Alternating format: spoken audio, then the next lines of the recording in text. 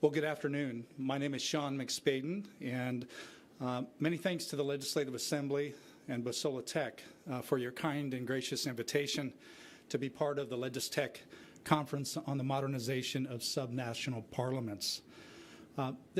Although I work for the Oregon Legislature, this is my 27th year in Oregon State government. The first 15 of those years I spent in the executive branch in a variety of different roles, including 5.5 years as Oregon's Deputy State Chief Information Officer. For the last 12 years, I've worked for the Oregon Legislative Branch, serving as a Principal Legislative IT Analyst for the Oregon Legislative Fiscal Office. In that role, I have broad information technology, cybersecurity, and now artificial intelligence oversight responsibilities for agencies in all three branches. I also serve as the committee administrator for Oregon's Joint Committee on Information Management and Technology, and serve as Oregon's representative to the National Conference of State Legislatures Task Force on Artificial Intelligence, Cybersecurity, and Privacy.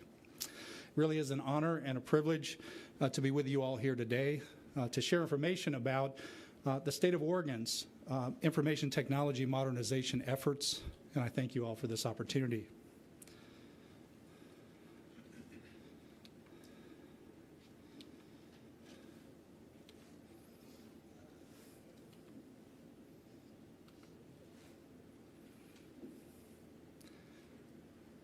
Thank you for your patience.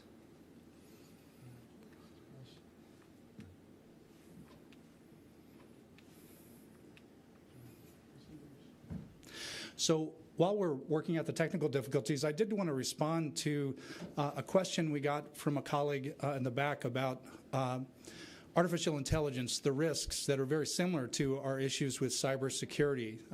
I think you made a great point.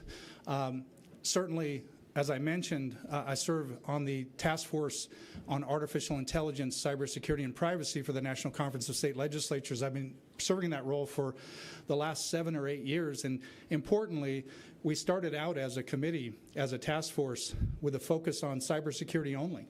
And then a few years later, we became the Task Force on Cybersecurity and Privacy. And then a few years later became, of course, our current name, the Task Force on Artificial Intelligence, Cybersecurity, and Privacy. And the through line for all of that is data security, data privacy, data governance and management. And it is a discipline that's quite often either forgotten or ignored. The importance of that can't be overstated when we think about artificial intelligence. In particular, even knowing what data we actually have within our environment. Data inventory is critical. Data classification certainly is more critical. As my colleague Will from the National Conference of State Legislatures mentioned, most of the states in the United States are open governments. We have open data laws. But that doesn't mean everything is open. We still have to be professional about the resources we're entrusted to secure, and we need to classify that data appropriately, identifying what can be shared and what must be protected. So great point. I also wanted to respond to my colleague Martine's question about collaboration with academia, between state government and academia, in particular collaboration between the legislatures in our respective states and academia. Certainly on cybersecurity, the state of Oregon has for the last year or two been working very closely with 3 of our primary research institutions, Portland State University, the Oregon State University, and the University of Oregon, to form a cybersecurity center of excellence that is meant to serve not state government, but to serve our local governments, our special districts, our schools, our universities, and community colleges. It's been a great collaboration so far on that issue. In addition, our Oregon State University has the great benefit of having the NVIDIA founder, Jensen Huang, as an alumni. He has contributed $50 million, a supercomputer that has provided the seed investment for what we're calling the Oregon Innovation Complex at the Oregon State University campus. They're now, it was just announced today, Oregon's governor announced a partnership with Oregon State University with NVIDIA on workforce development and economic development. So great lessons to be learned, certainly from our state, from others, and just a great point about the importance of state government and legislatures reaching out to academia, not just on these external-facing issues, but to get their advice and counsel on how we might operate as a government more efficiently and effectively and produce better outcomes. So I love the questions that have come from the audience so far. Great. So today I'll be sharing information about the legislative agency in which I work and the legislative committee I administer. I'll provide a brief overview of the organizational structure of information technology operations in Oregon state government, and I'll highlight some of the IT modernization efforts in the Oregon legislative branch and also, importantly, in our executive branch. Next, I'll highlight some of the risks and challenges and issues that our state agencies are facing and the various methods that the state of Oregon uses to fund information technology modernization programs and projects. Finally, I'll touch just very briefly, I'll highlight some of the efforts of the various United States states to establish dedicated technology modernization and innovation funds to accelerate the modernization of our aging technology systems and infrastructure.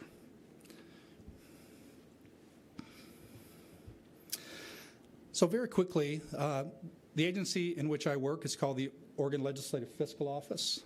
It is a permanent, nonpartisan office that serves both chambers of the Oregon Legislature, our House and Senate, and members of both parties, both the minority and the majority parties. Among other duties, the Legislative Fiscal Office evaluates state information technology and non-information technology expenditures, program administration, and agency organization. We also, our primary duty is to assist our Joint Committee on Ways and Means with the adoption of the legislatively adopted and balanced budget. Finally, we prepare fiscal impact statements on legislative measures. The Legislative Fiscal Office also supports a variety of legislative committees, primary among them, as I mentioned, the Joint Committee on Ways and Means, the Joint Legislative Audits Committee, and finally, the Joint Legislative Committee on Information Management and Technology.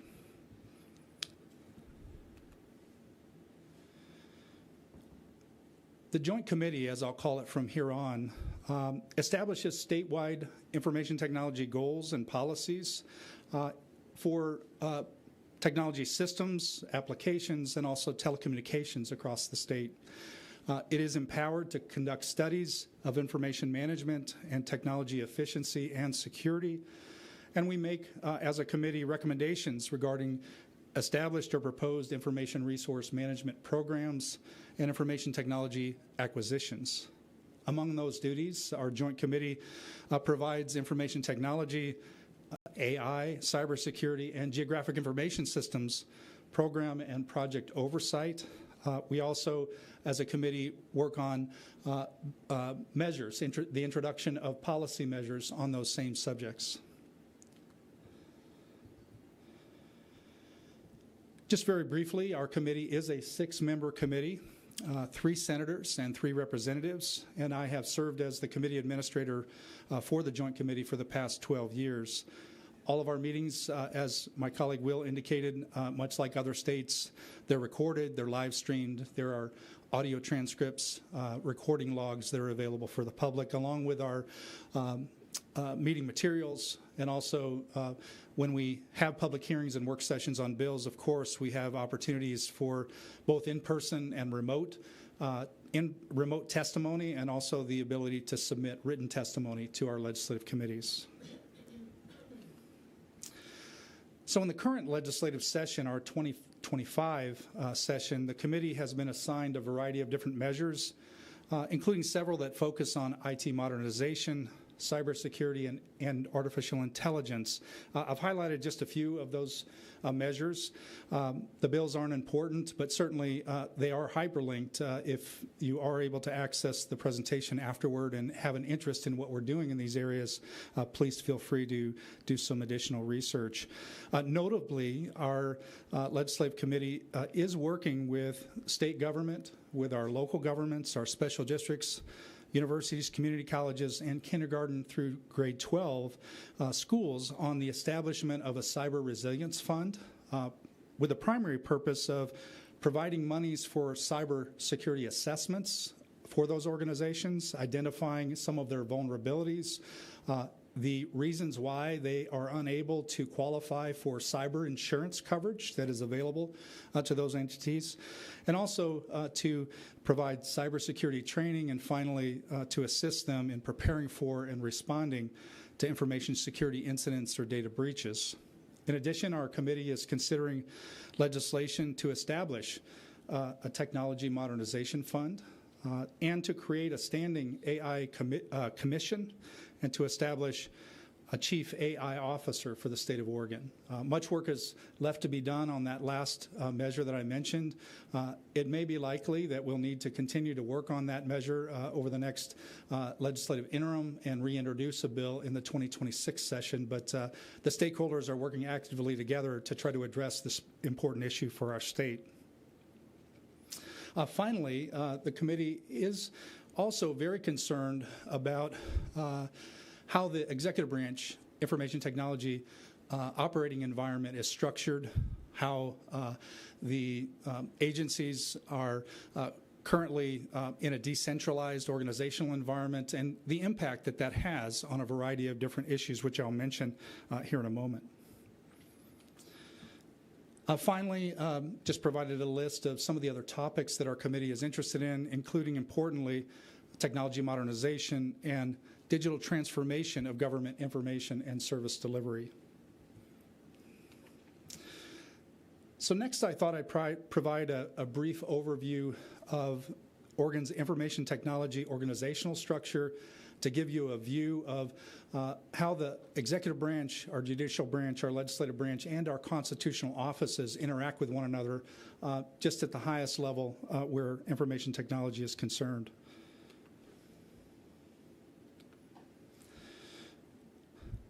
Information technology governance and oversight within the executive branch is decentralized. We have about 80 different state agencies, in addition to a central state chief information officer. The state CIO and his organization is responsible for some enterprise services. We have a state data center. We have unified cybersecurity services. We do have a small office focused on data governance and geographic information systems. And we also have a group that manages via contract our web portal for all state agencies. But other than that, and the important role of statewide information technology strategy, policy, and standards development, perhaps also project oversight, the agencies are generally autonomous. They manage their own information technology operations themselves. They are subject to and have to be compliant with the state CIO's policies, rules, and standards, but they generally operate independently.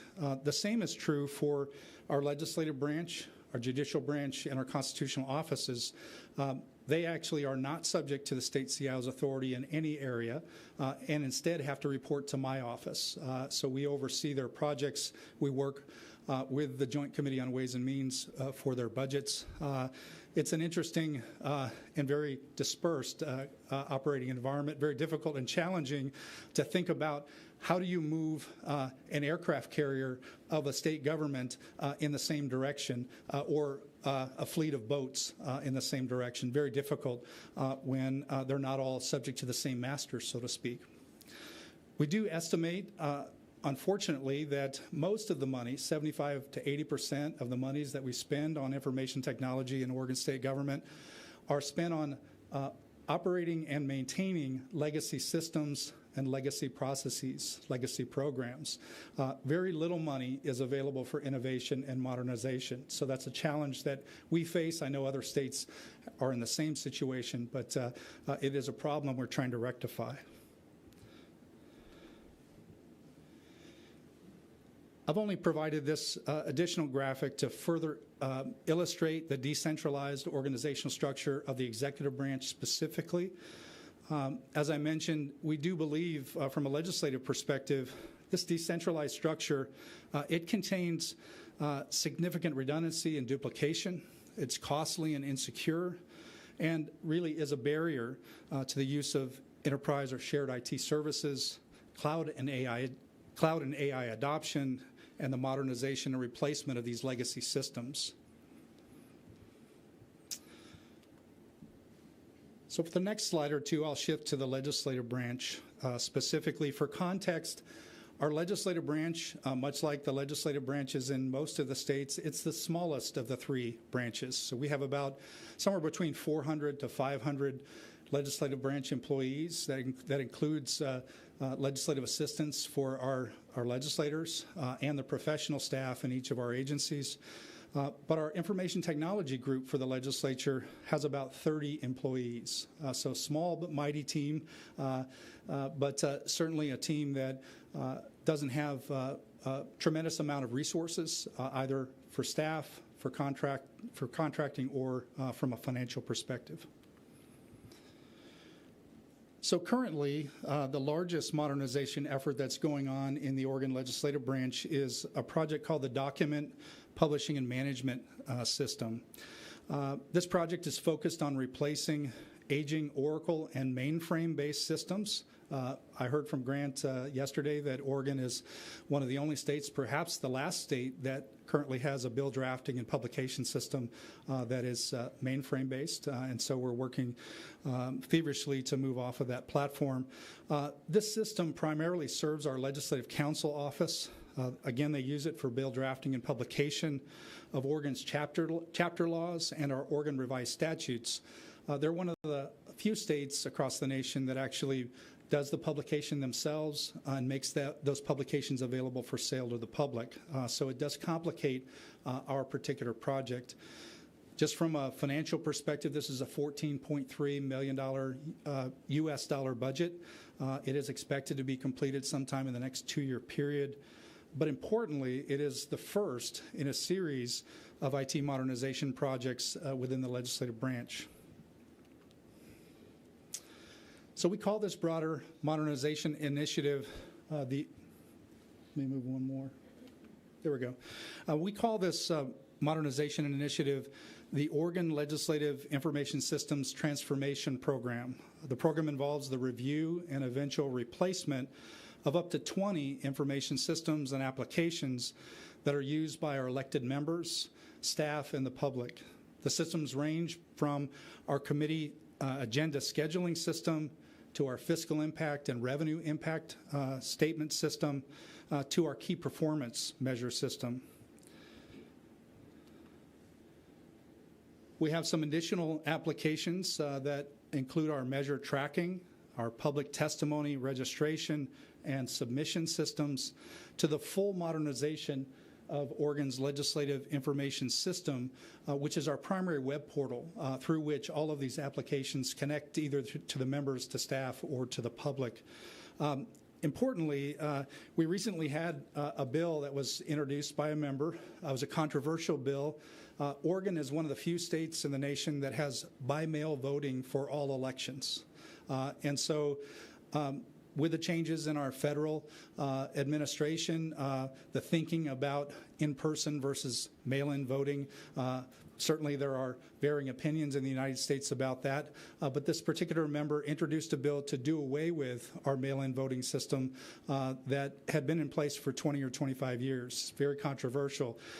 It led to the submission of over 14,000 written pieces of testimony in a period of just a few days. It actually brought down our entire system. It degraded slower and slower. The latency got higher and higher. They had to reset our servers. We were without the ability to verify that members of the public had actually registered to testify for the bill. So initially we thought this could be a cyber attack of some kind. This could be the use of AI, a bot of some kind, to not only generate the testimony but also flood our system. It turns out these actually were real Oregonians and or other interested parties. They verified that they were real people, that they had validated email addresses, et cetera. But it's just a tease, a warning of what could come with the use of these kinds of tools for evil instead of for good. So the next few slides I don't intend to go through. I know I provided icons on the last two slides, but these are the actual descriptions of each of the 20 systems that the legislature is currently reviewing, plans to replace over the coming years. It's available for your review after the conference. So I'll just cycle through some of these slides very quickly.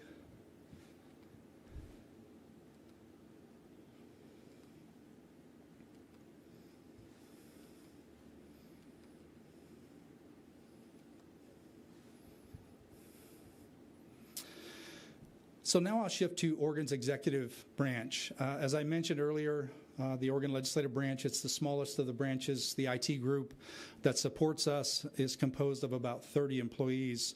I thought it important to provide this counterpoint, this information about Oregon's executive branch, as it's the largest of our branches in Oregon state government.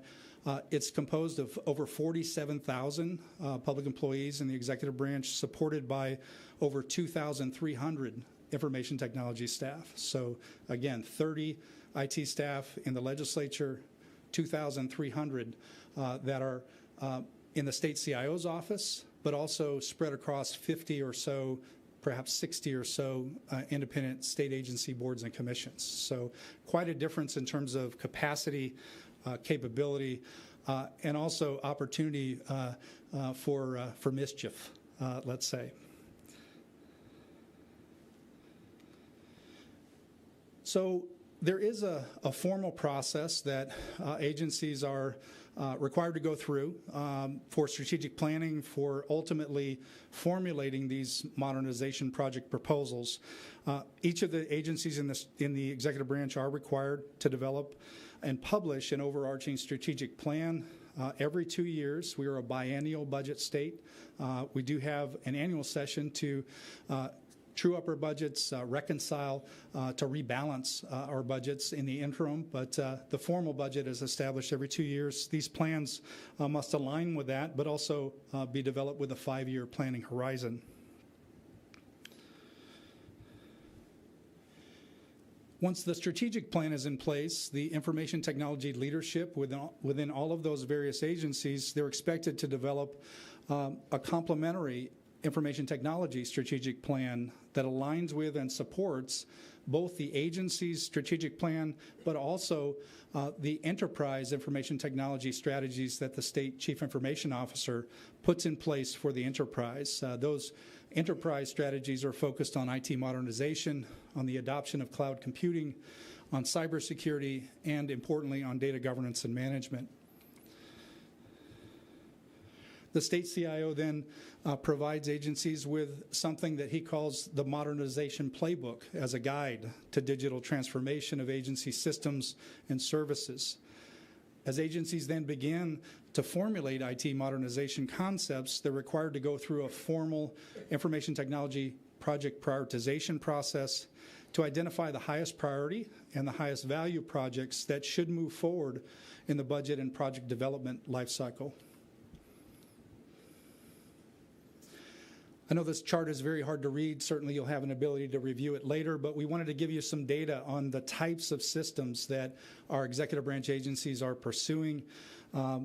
They're pursuing many, but there are also some common systems that these various agencies are pursuing, including case management, licensing and permitting, financial systems, cloud computing, cybersecurity services and products that they want to install, grant management, and finally, business intelligence and data analytics. Those are the predominant types of systems that our agencies are pursuing.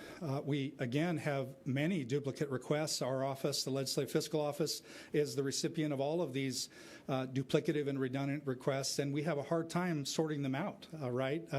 If the operating environment is decentralized and there aren't enterprise or shared service opportunities, a lot of times our office and our budget analysts are forced to do what they can to put two agencies together or put the agencies together with the state CIO to try to develop a program area or an enterprise service instead of allowing them to independently purchase and deploy these systems independently, but we don't always win that battle. It's very difficult and, again, produces a lack of enterprise architecture alignment, complexity, risk, and cost across the enterprise. And here's just another view, and I just wanted to highlight that overall, importantly, we do have quite a bit of collaboration between the legislative branch and the state CIO where IT oversight is concerned. We have a common process for oversight.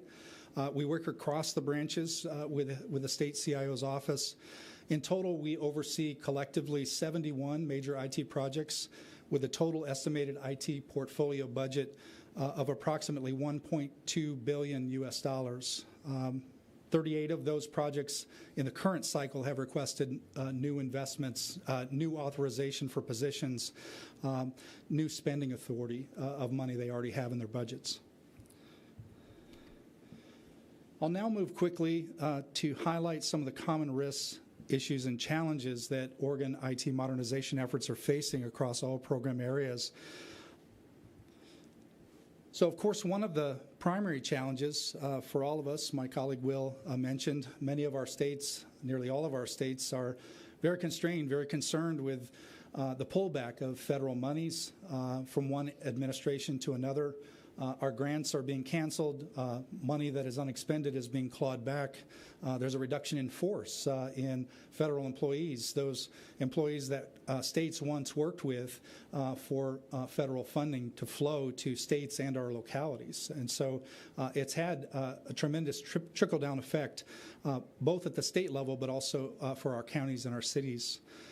Agencies are experiencing real challenges with information technology recruitment and retention. They've got an intensifying need to upskill and reskill their employees. And importantly, and I saw this in many of the slides that other presenters provided, there's a rightful focus not just on information technology staff, but also on the non-IT workforce. In particular, their ability to understand, to become literate on data governance, to become literate on cybersecurity, finally to become literate where AI and generative AI tools are concerned. There's a real need for the business side, the program side of government to understand and begin to drive these investment decisions.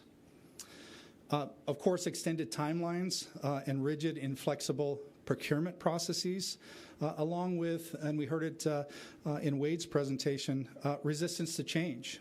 In this case, agencies in a decentralized operating environment aren't too keen to be forced to explore the use of externally managed systems of enterprise or shared services that they must transition to or migrate to.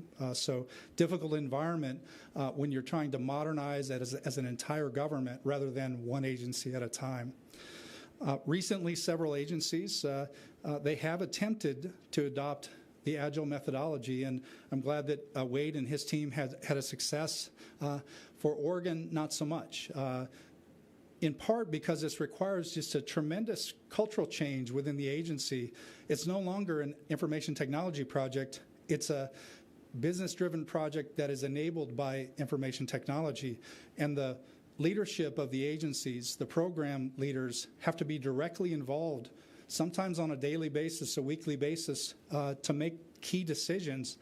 And leaders need to empower the product owners in this Agile methodology to make a decision for the entire agency. Otherwise, the process breaks down. And so we've had about half a dozen projects that have failed.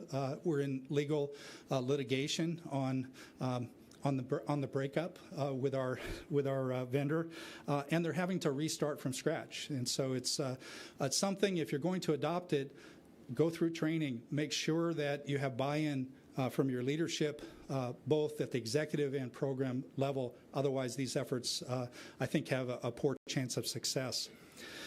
Finally, certainly we have an emerging issue around the governance of the acquisition, use, and deployment of AI and generative AI tools. And again, it's for many of the reasons that the other presenters have highlighted so far in today's session. Although AI has been around for a very long time, the use of generative AI and soon agentic AI in state government is foreign to many people, in particular the business side of our organizations. And so there's going to have to be a tremendous effort for change management, for education and training, for all of us to essentially be at a common place where we can understand even what one another are talking about, the terms, the definitions of AI and Gen AI. I have just a few more slides. I wanted to shift to artificial intelligence. We recently had a conversation with our state chief information officer and his team. The executive branch has had an effort that's been ongoing under an executive order to form a state government AI advisory council. They met about 9 times through 2024. They produced a final report and set of recommendations, but unfortunately did not conduct an inventory of AI and generative AI solutions in state government. And so as a legislature, we also had a task force on AI narrowly focused on the identification of key terms and definitions related to AI that might be used in future Oregon legislation. The two efforts proceeded in parallel with one another but never intersected. When we came together, we understood that although much good work had been done, we arrived in a place where much more work needed to happen before key decisions could be made, including understanding our current environment, understanding the magnitude of deployment of these tools within state government in all branches, our constitutional offices. And so on behalf of the Joint Committee on Ways and Means, I undertook an artificial intelligence generative AI use case inventory. We focused on 19 of the executive branch's largest state agencies. Based on the work that had been done by many other states across the United States, we came up with a short list of data points that we wanted to collect from each of these agencies. This is a list of the agencies.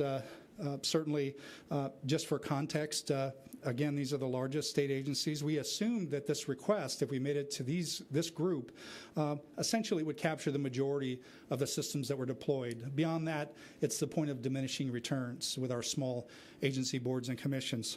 And as I said, no inventory had been collected. All of the communication we had was that there was the general awareness that agencies were evaluating some of these tools, that they were piloting and prototyping some of these tools, but nothing was in production, we were assured. Much to our surprise, we found that these agencies had many products with AI or generative AI capabilities deployed within their own operating environments, either in a pilot or a production basis. On this slide and the next, I've just provided just a short sampling of some of the products that are present in the environment.